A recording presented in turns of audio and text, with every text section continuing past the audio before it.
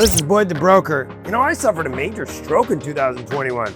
Now I've become an example of what can be accomplished with dedication, family, and above all, hope. I'm willing to discuss anything so that others will find inspiration to recover as well as I have. We're back on iHeartRadio. It's Boyd the Broker podcast. Colleen Young. Gall Street Colleen. I'm afraid to even ask what we should talk about because...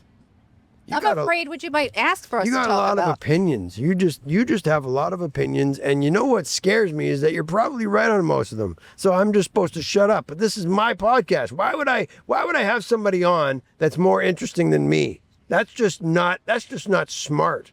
Yeah, I think last time we talked, I did talk a little bit too much. See? And then I just had to shut up, and I'm like, oh my God, this is the Colleen Young podcast.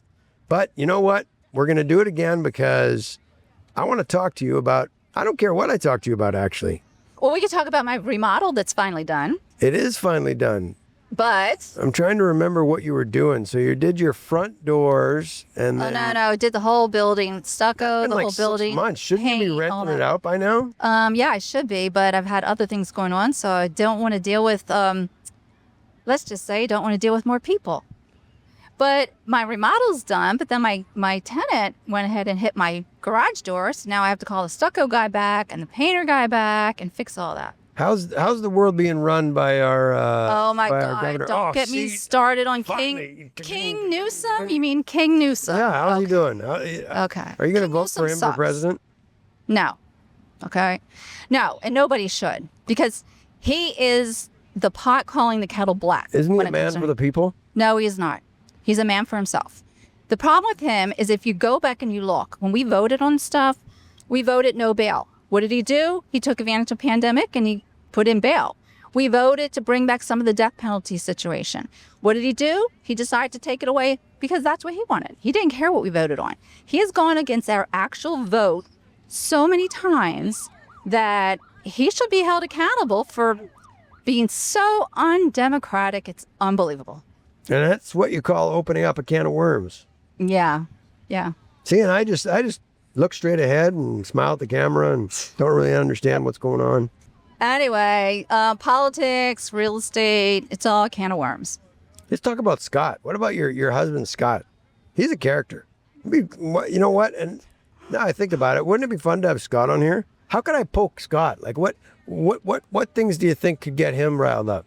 Okay, Scott's a talker. He can talk. The problem is he talks kind of slow and methodical. So I don't know. That's going to be on you. You can try that one. See how well that goes. I should just have a special podcast. I could have the Colleen and Scott Young podcast. No, that would not be good. Featuring Boyd the Broker. That would not be a good idea. Would other people other than us find it interesting? The Colleen and Scott podcast? No. They'd feel sorry for us because we'd probably be at opposite ends of whatever we're talking about and going ahead and saying things we probably should not say. We could talk about how you almost ruined your house by tenting it. Well, he didn't do it. The tenting company did that. The tenting company tented the house, and then a hole came open. It was too windy. And I said to them a million times, it's going to be windy. Oh, no, it's okay. We're going to put extra clips on it. We're going to put extra sandbags. Well, it'll be okay. And I'm like, oh, you're kidding. And they're like, no, it'll be fine. I'm like, okay, if you say so, you're the experts. They put the tent on, and an hour after the tent went on, our neighbor called me and said, hey, Colleen, the tent is blowing off. I'm like, what? He's like, the tent is blowing off. The tent is taking off like a sailboat. I'm like, holy crap. I had video.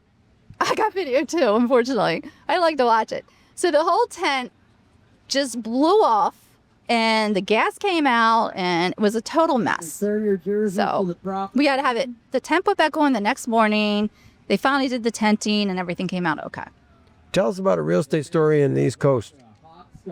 The East Coast? God, the East Coast real estate, it's a little bit more involved than here. But, I mean, compared to the West Coast, I think the West Coast is worse. Because in the East Coast real estate, people are actually into the business. The West Coast, it's more rah-rah about themselves.